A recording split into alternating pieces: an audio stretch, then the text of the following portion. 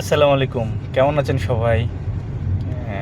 আজকে আমি যে টপিকটা নিয়ে কথা বলবো সেটা হচ্ছে আমাদের বাংলাদেশে যারা আমরা চাকরি করি, বেসিক্যালি এটা চাকরিজীবীদের জন্য অনেকটা মার্চ হয়। চাকরি করি, সবার ভিতরে একটা মানে চিন্তা কাজ করে, একটা টেনশন কাজ করে। সেটা হচ্ছে যে আমি চাকরি করতেছি কিন্তু আমার কোনো উন্নয়ন হচ্ছে না। আমি নিজেকে কোনোভাবে গ্রো করতে পারতেছি না। সো এই বিষয়টা নিয়ে আমি একটু বিস্তারিত বলবো সবার সাথে যে কেন আমরা আসলে অবস্টাকল কোথায়, কেন আমরা নিজেদেরকে ফোকাস করতে পারতেছি না, গ্রো করতে পারতেছি না। আমি সবাইকে বলবো আপনারা কাইন্ডলি আমার কথাগুলো শুনবেন এবং নিজের ক্যারিয়ারের সাথে, নিজের লাইফের সাথে অ্যাডজাস্ট করার চেষ্টা করবেন। যেই জায়গায় গ্যাপ আছে সেটা রিকভার করার চেষ্টা করবেন। আপনি অবশ্যই সফল হবেন। সো আসা যাক যে সফল হইতে হলে আমাদের কী জিনিসগুলো আমাদের ফলো করতে হবে, কী করণীয়টা আছে। সো সফল হতে হলে আপনার ফার্স্ট যে জিনিসটা আপনার থিঙ্ক করতে হবে যে আপনার সফট স্কিল আছে কি না। কাজের ক্ষেত্রে কোনো চাকরি বলেন, আপনার নিজের কাজের কথা চিন্তা করেন।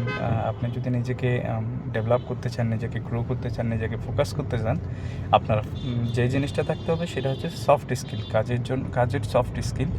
সো সফট স্কিল নিয়ে আমি বিস্তারিত আজকে বলবো, আপনারা উপকৃত হবেন অবশ্যই। সফট স্কিলের ফার্স্ট যে ধাপ আমি ফিল করি সেটা হচ্ছে আপনার ফার্স্ট যে জিনিসটা থাকতে হবে সেটা হচ্ছে কমিউনিকেশন স্কিল।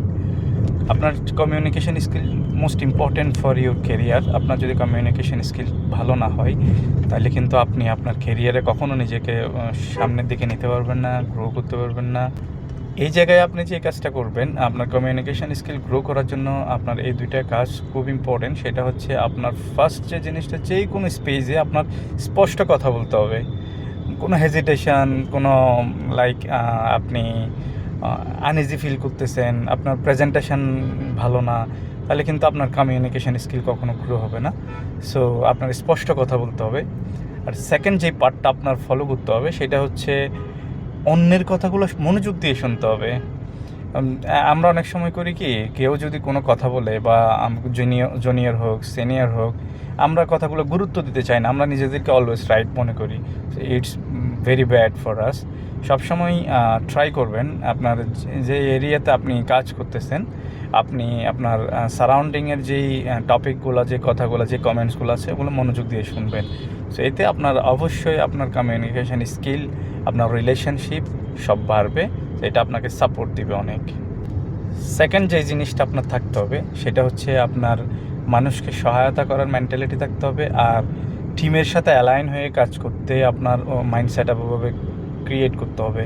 আপনি যদি এটাকে আমি সংক্ষেপে যদি বলি, আমি যাকে বলে টিম ওয়ার্ক, আপনি যদি আপনার মেন্টালিটি যদি টিম ওয়ার্কের সাথে আপনি নিজেকে অ্যাডজাস্ট করতে না পারেন, আপনার ভিতরে যদি টিম ওয়ার্ক জিনিসটা না থাকে, আপনি সব কিছু যদি একা একা করতে চান, আসলে আপনি কখনো সফল হবেন না। কারণ ওই কথায় আছে, 10-এর লাঠি 1-এর বোঝা। আপনি একটা কাজ যখন করতে যাবেন, আপনি যদি সারাউন্ডিং এটা রিলেটেড যারা আছে সবার সাথে অ্যালাইন হয়ে যদি আপনি কাজ করেন, তাহলে অবভিয়াসলি এখানে ভালো রেজাল্ট আসবে। কারণ 10 জনের 10টা চিন্তা, 10টা প্রচেষ্টা, 10টা এফোর্ট আপনাকে কী করবে, ভালো একটা রেজাল্ট আপনাকে বয়ে আনবে, যেটা আপনার ক্যারিয়ারের জন্য ভালো হবে। ম্যানেজমেন্টে আপনি ফোকাস হবেন, সাথে আপনি অবশ্যই সফলতার ছোঁয়া পাবেনই। 3 নম্বর যে জিনিসটা থাকতে হবে সেটা হচ্ছে আপনার প্রবলেম সলভিং স্কিলটা খুব ইম্পর্ট্যান্ট। আপনার সমস্যা সমাধানের স্কিল থাকতে হবে। কারণ আপনি যখন কাজ করবেন, you should be a decision maker. আপনি যদি ডিসিশন মেকার হতে না পারেন, আপনি যতই পরিশ্রম করেন, গাধার মতো খাটবেন, কিন্তু no one will respect you. কারণ আমরা বাঙালিরা অল্পতেই হাইপার হয়ে যাই। আমরা যখন কোনো কাজ করতে যাই, আমাদের যদি প্রবলেম হয়, আমরা যদি শুধু প্রবলেমটাকে হাইলাইট করি, আসলে আপনি কিন্তু আপনার পার্সোনাল গ্রো করতে পারবেন না। আপনার থেকে যে জিনিসটা করতে হবে, ফার্স্ট হচ্ছে আপনার রিলেটেড ওয়ার্ক আপনার ভালো করে শিখতে হবে। আপনার থেকে ডিসিশন নেওয়ার ক্ষমতা নিতে হবে, আপনার থেকে সাহস নিতে হবে। পাশাপাশি মাইন্ডফুলি পজিটিভ অ্যাটিটিউড দিয়ে সমস্যা সমাধানের আপনার দক্ষতা অর্জন করতে হবে এবং সমস্যার সমাধান দিতে হবে। আপনি যখন সমস্যার সমাধান দিতে পারবেন, তখনই সবাই আপনাকে লিডার হিসেবে কাউন্ট করবে। আদারওয়াইজ বলবে he is just finder, he is not solution maker. So ফাইন্ডারের আসলে কোনো তেমন বৃত্তি নাই বা তেমন কোনো রেসপেক্ট নাই।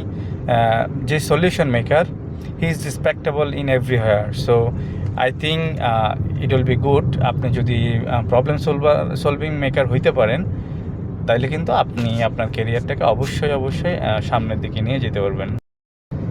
শেষ যে পয়েন্টটা নিয়ে আমি কথা বলবো সেটা হচ্ছে টাইম ম্যানেজমেন্ট। আপনি আসলে টাইম ম্যানেজমেন্টটা খুব ইম্পর্ট্যান্ট একটা মানুষের জন্য। আপনি যদি আপনার ক্যারিয়ারে টাইম ম্যানেজমেন্টটা ঠিকভাবে করতে পারেন, তাইলেই আপনি সাকসেস হবেন, নাইলে হবেন না। যেমন আমি যদি বলি, কাজের সময় আপনার থেকে থিঙ্ক করতে হবে অনলি ওয়ার্ক। আপনার সব কিছু ভুলে যেতে হবে, জাস্ট ফোকাস অন ওয়ার্ক। আপনি যখন ওয়ার্কে ফোকাস করবেন, মাস্ট বি আপনি ওখানে বেনিফিটেড হবেন। আপনি যখন কোনো কিছু শিখবেন, জাস্ট ফোকাস অন লার্নিং। আপনি শেখার চেষ্টা করবেন, আপনি দেখবেন অবভিয়াসলি আপনি অনেক কিছু শিখতে পারতেছেন। আপনি যখন আপনার পার্সোনাল লাইফ আপনি পাস করবেন, আপনি ফুল কনসেন্ট্রেট আপনার পার্সোনাল লাইফে দেবেন। তাহলে কি হবে, আপনি যখন কাজের সময় কাজ করবেন, শেখার সময় শিখবেন, আবার নিজের টাইম পার্সোনাল লাইফে যখন আপনি পার্সোনাল টাইম এক্সপেক্ট করবেন, আপনার ব্রেন শার্প থাকবে, আপনার থিঙ্কিং পাওয়ার বাড়বে, আপনার সলিউশন মেকারে আপনাকে অনেক হেল্প করবে এই জায়গায়। কারণ কথায় আছে না, মন ভালো তো সব ভালো। আপনি যখন সব কিছু টাইম ম্যানেজমেন্ট ঠিকভাবে করবেন না, আপনার মাইন্ড অটোমেটিক্যালি ভালো থাকবে, দেন দেখবেন এভরিথিং ইজ গুড। সো আমি অ্যাপ্রিসিয়েট করব, যাই কিছু করেন কাইন্ডলি টাইম ম্যানেজমেন্টটা ঠিক রাখেন। টাইম ম্যানেজমেন্ট ঠিক রাখলে আপনার কোনো প্যারা নিতে হবে না, কোনো পেন নিতে হবে না, সব কিছু ইজিলি আপনি হ্যান্ডেল করতে পারবেন। Thank you. বাট ফাইনাল যেই কথা, আমার পেজটা কিন্তু লাইক দিতে, কমেন্ট করতে অ্যান্ড শেয়ার করতে ভুলবেন না।